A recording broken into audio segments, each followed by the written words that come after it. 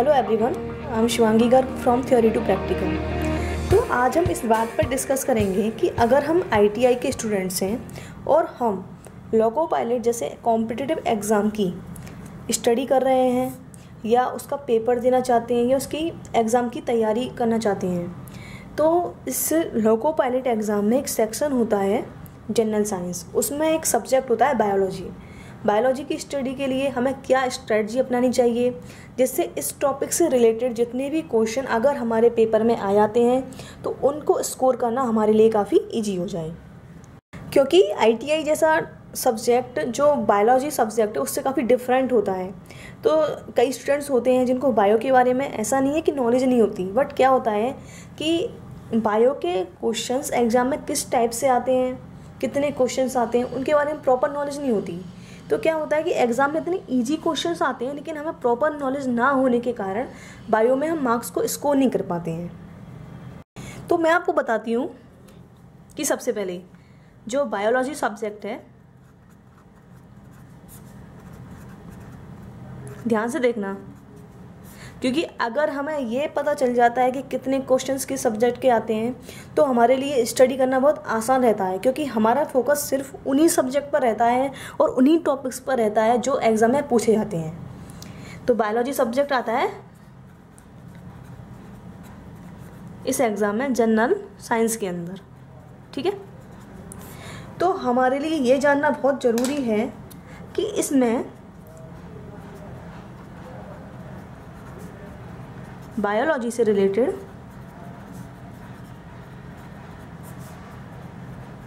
कितने क्वेश्चंस आ रहे हैं, सेकंड किस लेवल के या किस स्तर के क्वेश्चंस आ रहे हैं, यानी कि इजी हैं, मीडियम है, हार्ड हैं, किस लेवल के क्वेश्चंस आ रहे हैं। थर्ड हमारा कि इसमें कौन से टॉपिक आते हैं, ठीक है, ये है। तो सबसे पहले मैं आपको ये बताती हूँ कि बायोलॉजी से रिलेटेड कितने क्वेश्चंस आ रहे हैं। तो क्या है ना कि मैंने प्रीवियस पेपर्स का स्टडी की थी, जितने भी ये लोको पायलट एग्ज़ाम के जितने भी पेपर हैं प्रीवियस वाले, मैंने सबकी स्टडी की थी। तो मैंने उसमें केवल इतना पाया कि ऐसा नहीं है कि एग्ज़ाम में क्वेश्चंस नहीं आ रहे हैं, क्वेश्चंस आ रहे हैं, बट क्या है कि इसके क्वेश्चंस कुछ फिक्स नहीं है। कभी इस साल मान लो इसके अगर 2-3 क्वेश्चंस आ रहे हैं तो अगली साल इसके 4-5 क्वेश्चंस आ रहे हैं, कई 2 बार क्वेश्चंस आ रहे हैं। तो ऐसा नहीं है कि इसके क्वेश्चंस कुछ फिक्स हों, ऐसा नहीं है कि 5 क्वेश्चंस हर साल आ रहे हैं, ऐसा नहीं है। लेकिन क्वेश्चंस आते हैं 2 या 3 या 4 या 2 क्वेश्चंस आते हैं, लेकिन क्वेश्चंस आते हैं। किस स्तर के क्वेश्चंस आते हैं तो मैं आपको ये बताती हूँ कि इसमें 10th लेवल का की बायोलॉजी आती है, ठीक है। अब हमें सबको पता है 10th लेवल की बायोलॉजी बहुत ही ज़्यादा ईजी होती है अगर हम उसको ध्यान से पढ़ें तो। अब मैं आपको बताती हूँ कि कौन कौन से टॉपिक आते हैं, वो हम देखते हैं। तो पहली तो मेन इम्पोर्टेंट बात आप ये समझिए कि हमें बायोलॉजी ज़्यादा डीप में पढ़ने की कोई ज़रूरत नहीं है, इसकी कोई रिक्वायरमेंट नहीं है। दूसरी बात, मैं आपको कुछ मेन टॉपिक बताती हूँ जो बहुत ही ज़्यादा इम्पोर्टेंट है, ठीक है। तो यहाँ हम लिखेंगे लोको पायलट से रिलेटेड बायोलॉजी के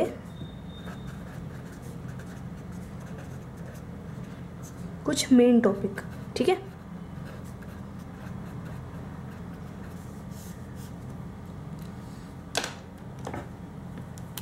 जो सबसे पहले इसमें था ब्लड, यानी कि रक्त। अब मैं आपको ये बताती हूँ कि इस ब्लड में कौन कौन से क्वेश्चंस इंपॉर्टेंट हैं। तो ब्लड में भी पूछा गया है आपका, एक तो ब्लड का पीएच, ठीक है। दूसरा इसमें आरएच फैक्टर, और थर्ड इसमें पूछा गया है ब्लड ग्रुप के बारे में। हमें पता है कि ए बी और ओ ब्लड ग्रुप होते हैं। तो इसमें पूछा गया सार्वत्रिक ग्राही, यूनिवर्सल रिसेप्टर, यूनिवर्सल क्या पूछा गया है, blood group A B O A B, सार्वत्रिक ग्राही, सार्वत्रिक डोनर यानी कि यूनिवर्सल डोनर कौन सा है, ठीक है। तो हमें पता है कि जो यूनिवर्सल डोनर होता है वो ओ होता है, और जो यूनिवर्सल रिसेप्टर होता है यानी कि ग्राही होता है वो ए बी होता है। तो इसमें से ये जो ब्लड के अंदर जो ये 3 टॉपिक 3 वो आ रहे हैं टॉपिक, ब्लड का pH, RH factor, blood group, ये सबसे ज़्यादा इंपॉर्टेंट है। अब सेकंड इसमें पूछा जाता है इकोलॉजी के बारे में। इसका जो सेकंड टॉपिक आता है वो आता है इकोलॉजी। ठीक है, अब इकोलॉजी में भी बहुत सारे टॉपिक आते हैं क्योंकि इकोलॉजी अपने आप में एक बहुत बड़ा टॉपिक है। ठीक है, लेकिन अगर मैं फिर भी मैं आपको बताऊं तो इकोलॉजी में जो मेनली पूछा जाता है, एक इसमें पॉल्यूशन के बारे में पूछा जाता है। ठीक है, सेकंड इसमें पूछा जाता है जो फूड चेन होती है वो। थर्ड इसमें एक तो ओजोन के बारे में मेन इंपॉर्टेंट पूछा जाता है। एक इसमें CFC यानी कि क्लोरो फ्लोरो कार्बन। ठीक है, एक इसमें ये टॉपिक हो गया। और एक इसमें आता है अपना एसिड रेन यानी कि अम्ल वर्षा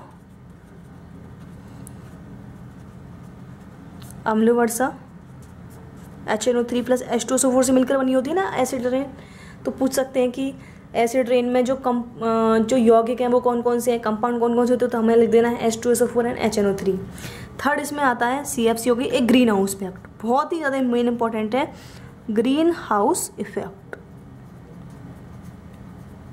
ठीक है, तो हमारा बायोलॉजी से रिलेटेड कौन सा टॉपिक हुआ, एक तो ब्लड, एक इकोलॉजी। लेकिन अगर हमें ब्लड में क्या पढ़ना है, एक तो ब्लड का pH, RH factor, blood group. अब थोड़ा सा डिटेल पढ़ लेते हैं ब्लड का कि इसमें जो RBC होती है उसका सेकंड नाम क्या है, जो उसका अन्य नाम क्या है, या WBC का अन्य नाम क्या है। ठीक है, उसके बाद ecology, pollution, food chain, pollution यानी कि प्रदूषण, फूड चेन मतलब खाद्य श्रृंखला, ozone, CFC chlorofluorocarbon, acid rain या ग्रीन हाउस इफेक्ट।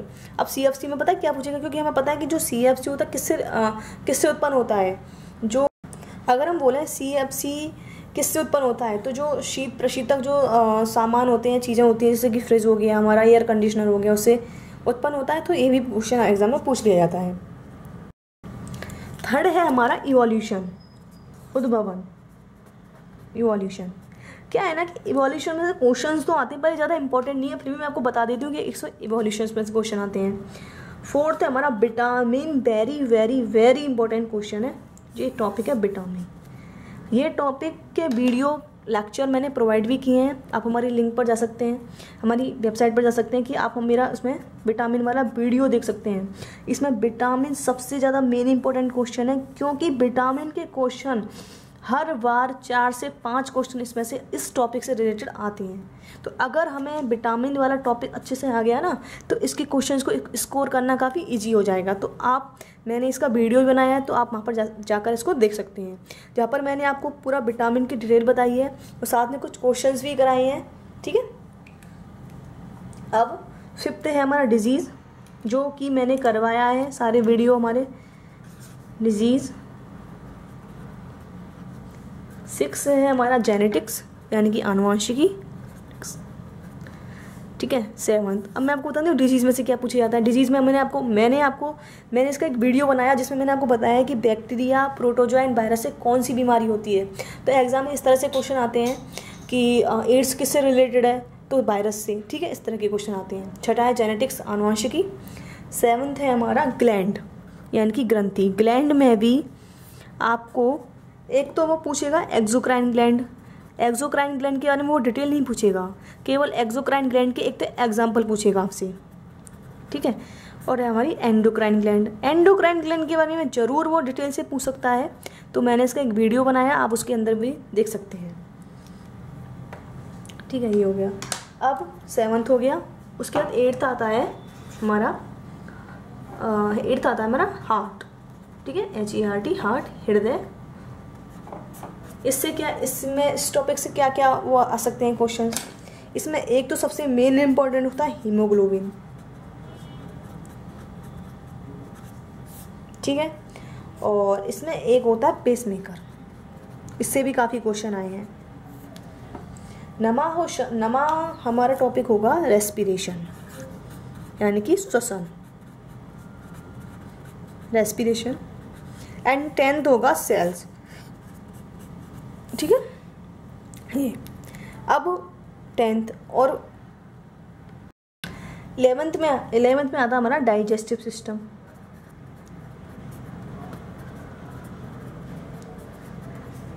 यानी कि पाचन तंत्र। अब उसमें क्या पूछा जाएगा, उसमें कुछ नहीं पूछा जाएगा।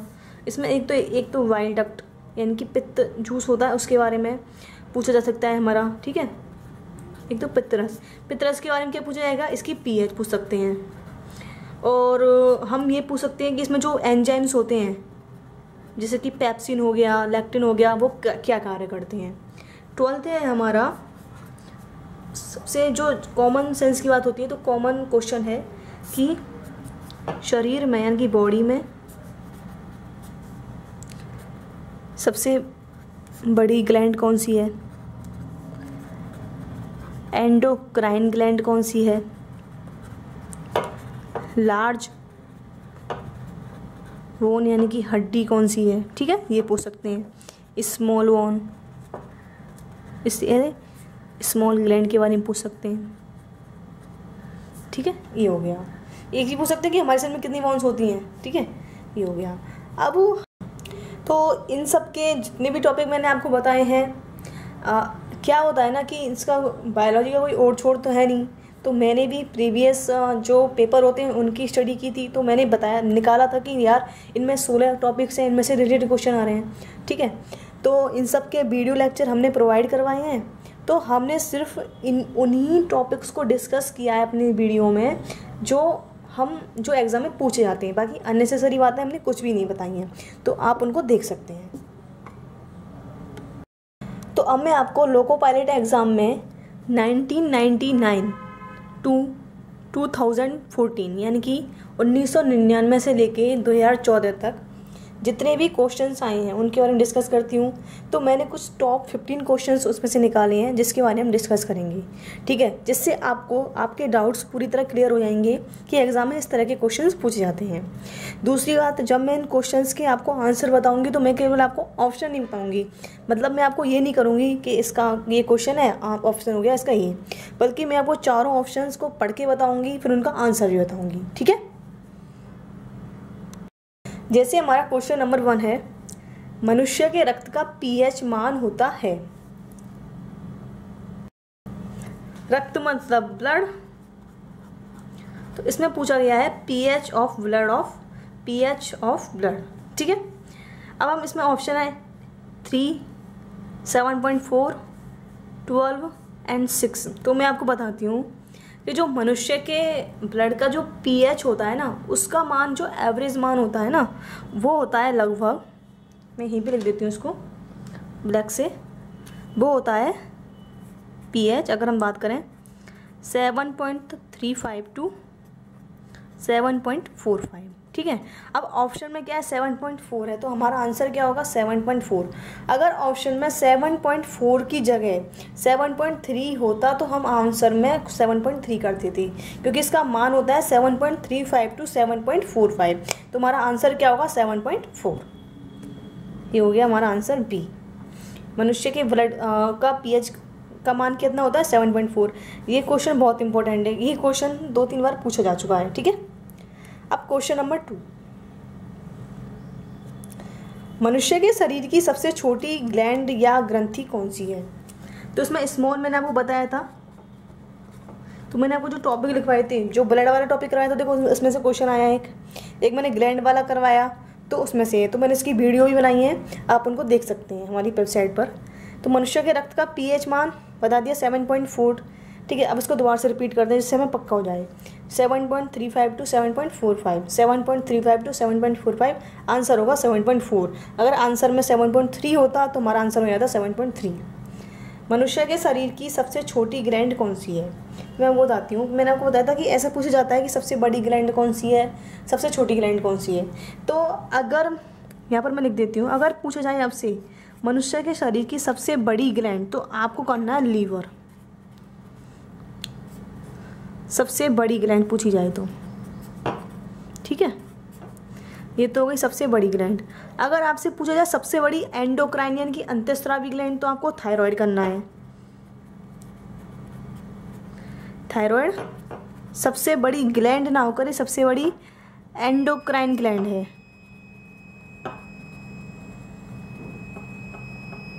एंड हमारा थर्ड है पीनियल, जिसको हम थर्ड आई भी बोलते हैं, ये सबसे छोटी ग्लैंड है, ठीक है, तो ये सबसे छोटी ग्लैंड भी है और एंडोक्राइन ग्लैंड भी है।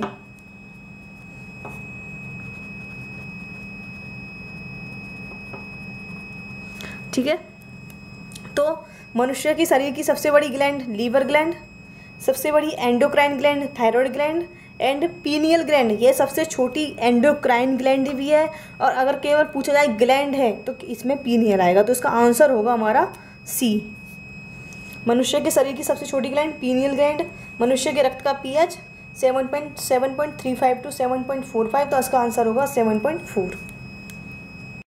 अब हमारा थर्ड क्वेश्चन है, निम्न में से कौन सा रोग बैक्टीरिया द्वारा नहीं होता।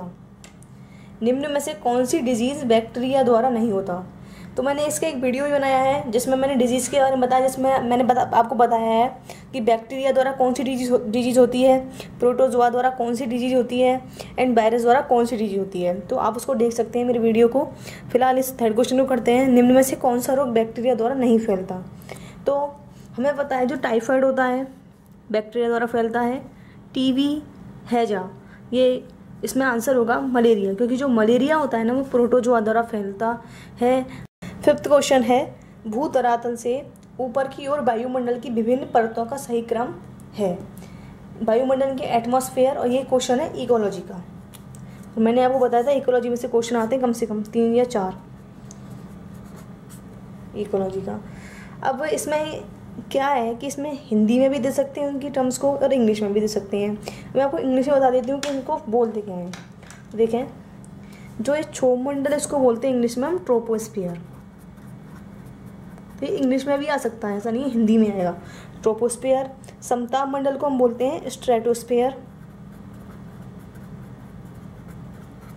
आयन मंडल को बोलते हैं हम आयनोस्फियर। मध्य मंडल को हम बोलते हैं मीजोस्फियर। ठीक है, और एक और मंडल होता है वही मंडल जिसको हम एक्सोस्फीयर बोलते हैं। तो मैं यहाँ पे लिख देती हूँ वही मंडल, यहाँ पे लिख रही हूँ वही मंडल को हम इंग्लिश में बोलते हैं एक्सोस्फीयर। ठीक है, और इनका क्रम होता है ऐसे ही। सबसे पहले ट्रोपोस्फीयर जो पृथ्वी के अधिक निकट होता है, ऊपर ऊपर जाएंगे तो वायुमंडल की विभिन्न परतों का सही क्रम आता जाएगा। तो अगर मैं इसमें क्रम की बात करूं तो मैं यहाँ पर क्रम लिख रही हूँ। सबसे पहले है ट्रोपोस्फीयर,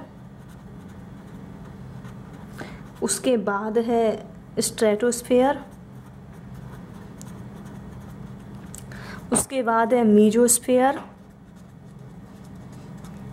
फिर उसके बाद आता है आइनोस्फीयर,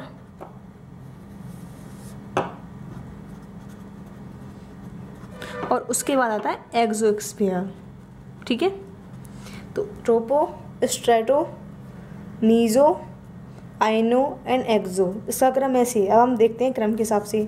तो पहले मैं ट्रोपो, क्षोभमंडल, समताप मंडल, आयन मंडल, मध्य मंडल, ये नहीं होगा तो इसका आंसर होगा सी, क्योंकि सबसे पहले ट्रोपोस्फीयर, फिर समताप मंडल, फिर मध्य मंडल, फिर आयन मंडल एंड फिर एक्सोस्फीयर, तो इसका आंसर होगा सी। ठीक है,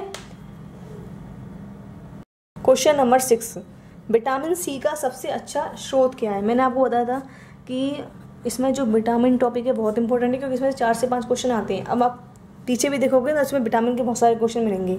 तो विटामिन सी, अब क्या क्या पूछा जाता है, केमिकल नेम पूछ लेते हैं, डिजीज़ पूछ लेते हैं, सोर्स पूछ लेते हैं। तो विटामिन सी, तो मैं आपको चलो तीनों ही चारों को ही एक्सप्लेन कर देती हूँ।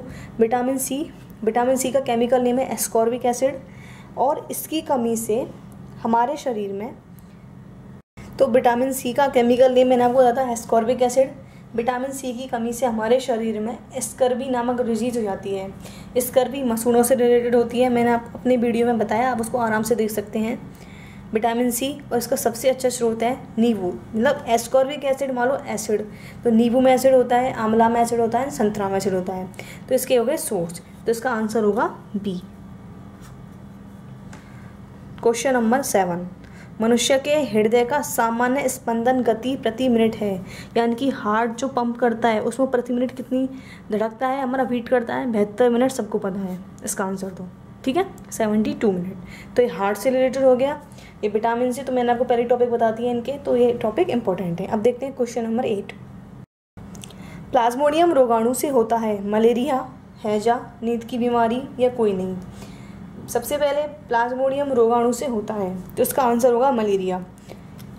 ठीक है, ये हमने पढ़ा होगा। अब बात आती है कि एक क्वेश्चन इसमें से देखो 2-3 तरह के क्वेश्चन बन जाएंगे एक ही क्वेश्चन से। प्लाज्मोडियम रोगाणु से होता है मलेरिया। अब पूछा एक क्वेश्चन अभी मैंने आपको बताया था कि मलेरिया है, बैक्टीरिया नहीं है, प्रोटोजोआ है, तो पूछ सकते हैं कि प्लाज्मोडियम रोगाणु है क्या है, प्रोटोजोआ, क्योंकि प्रोटोजोआ के कारण क्या हो रहा है, मलेरिया। तो आंसर क्वेश्चन एक क्वेश्चन बन सकता है इससे कि प्लाज्मोडियम रोगाणु है, प्रोटोजोआ, वायरस या बैक्टीरिया। तो आंसर हमारा होगा प्रोटोजोआ, तो इसका आंसर है मलेरिया। पूछ सकते हैं कि मलेरिया का दूसरा नाम क्या है, प्लाज्मोडियम रोगाणु, कुछ ही बोल सकते हैं। आंसर किसी भी फॉर्म में आ सकता है, हमें उसको वो करना है। अब क्वेश्चन नंबर 9, विटामिन ए की कमी के कारण होता है बेरीबेरी, स्कर्वी, रतौंधी, सुखंडी। तो इसका आंसर होगा रतौंधी, क्योंकि बेरीबेरी होता है विटामिन B1 या विटामिन बी की वजह से, स्कर्वी विटामिन सी और रतौंधी होता है विटामिन ए की वजह से। इसको हम नाइट ब्लाइंडनेस भी बोलते हैं। ठीक है, ये हो गया। क्वेश्चन नंबर 10, गाजर किसका अच्छा स्रोत है, तो इसका आंसर होगा विटामिन ए। अब देखो विटामिन ए के कितने सारे क्वेश्चन आ गए थे ना। विटामिन ए का डिजीज़ कौन सी है, विटामिन ए का स्रोत क्या है, विटामिन ए का केमिकल नेम रेटिनॉल है। ठीक है, तो गाजर का स्रोत मैंने आपको अपनी वीडियो में बताया है कि इसका गाजर जो है इसका मेन सोर्सेज है, तो आप मेरा वीडियो देख सकते हैं जिसमें मैंने विटामिन की पूरी नॉलेज दी है। एक भी क्वेश्चन उस वीडियो में से बाहर नहीं जा सकता। गाजर विटामिन ए का मेन स्रोत है। ठीक है, इसका आंसर होगा ए। उसके बाद 11th, कौन सी ग्लैंड इंसुलिन सीक्रेट करती है, आंसर अग्नाशय। मैंने ग्लैंड वाला भी वीडियो बताया, आप उसको देख सकते हैं, जिससे मैंने आपको ग्लैंड्स की बहुत ही शॉर्ट फॉर्म में और अच्छे ढंग से बताया कि कौन सी ग्लैंड किस हार्मोन को सीक्रेट करती है। तो इसका आंसर होगा हमारा अग्नाशय। नंबर 12, बाइल जूस या पित्त रस को स्रावित करता है। इस किस टॉपिक से रिलेटेड है, डाइजेस्टिव सिस्टम, जो मैंने आपको पहले ही बता दी थी टॉपिक। ठीक है, तो इसका आंसर होगा लीवर। अगर आंसर क्वेश्चन पूछा जाता है कि पित्त रस को संग्रह कौन करता है या उसका स्टोरेज कौन करता है, तो आंसर होगा हमारा गॉल ब्लैडर, क्योंकि जो वाइल जूस है वो सीक्रेट जो होता है ना वाइल जूस, वो तो होता है लीवर के द्वारा, और वाइल जूस का जो संग्रह होता है यानी कि स्टोरेज जो करता है ना, वो करता है हमारा गॉल ब्लैडर या पित्ताशय। तो उसके 2 क्वेश्चन बन गए अपन के, यकृत, इसका आंसर पित्ताशय। अगर आंसर क्वेश्चन आता कि गॉल ब्लैडर को जूस को वो कौन करता है, मतलब कि उसका संग्रह कौन करता है, तो आंसर होता हमारा पित्ताशय। फिलहाल यहाँ पूछा गया कि सीक्रेट कौन करता है, तो यहाँ पर हमारा आंसर होगा यकृत। क्वेश्चन नंबर 3, विटामिन ई का केमिकल नेम। अब मैंने आपको विटामिन के बारे में बताया था, तो विटामिन में chemical name, disease and source बहुत इंपॉर्टेंट है, जिसमें से केमिकल नेम एंड डिजीज़ तो बहुत ही इंपॉर्टेंट है, तो आप मेरे वीडियो में उसको देख सकते हैं। विटामिन ई का रासायनिक नाम है retinol, biotin, tocopherol and ascorbic acid. मैंने आपको अभी बताया है जस्ट विटामिन ई का रेटिनॉल और विटामिन सी का एस्कॉर्बिक एसिड, तो इसका आंसर होगा टैकोफिरॉल। ठीक है, क्वेश्चन नंबर 14, HIV वायरस का पूरा नाम है human immunodeficiency virus, health immuno virus, acquired immunodeficiency virus या कोई नहीं। आंसर होगा हमारा first A, human immunodeficiency virus. अगर हम बी को देखें हेल्थ इम्यूनो वायरस, ये तो किसी भी तरीके से हो नहीं सकता। थर्ड है एक्वायर्ड इम्यूनोडेफिशिएंसी वायरस, तो ये अगर हम सोचते एड्स के बारे में तो शायद हो सकता था, लेकिन ये आंसर नहीं होगा, क्योंकि एड्स में आता है सिंड्रोम, इसमें आ रहा है वायरस। तो अगर हमारा क्वेश्चन होता कि HIV एड्स की फुल फॉर्म है तो एक्वायर्ड इम्यूनोडेफिशिएंसी सिंड्रोम, ना कि वायरस, तो हमारा उसमें जाना था आंसर सिंड्रोम की तरफ से, लेकिन इसमें जा रहा है आंसर HIV वायरस का फुल फॉर्म, तो human immunodeficiency virus. Okay, question number 15, सार्वत्रिक ग्राही है। अब क्वेश्चन सार्वत्रिक ग्राही से भी बन सकता है और सार्वत्रिक ग्राही ब्लड ग्रुप है, ये भी बन सकता है।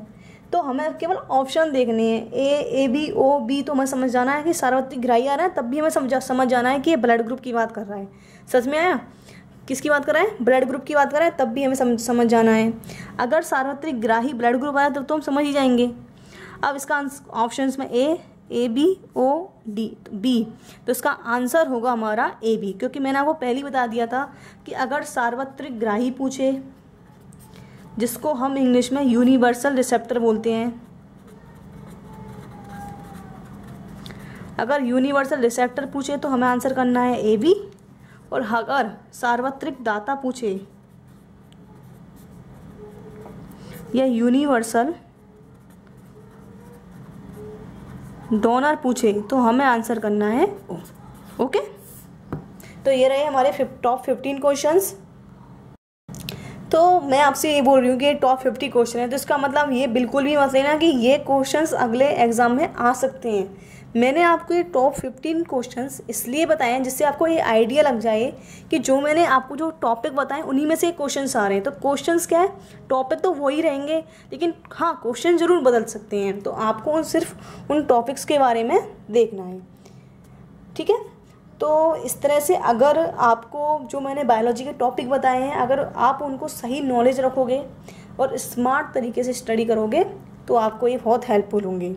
तो अगर आप होप कि मैंने आपको जितनी भी इस एग्ज़ाम से रिलेटेड बातें बताई हैं वो आपकी समझ में आई हों, फिर भी आपका कोई डाउट रह जाता है या फिर आप कोई चाहते हैं कि इस टॉपिक से रिलेटेड मैंने आपको कराया नहीं है, तो आप उस टॉपिक का नाम और डाउट हमारे कमेंट बॉक्स में लिख सकते हैं। Thank you.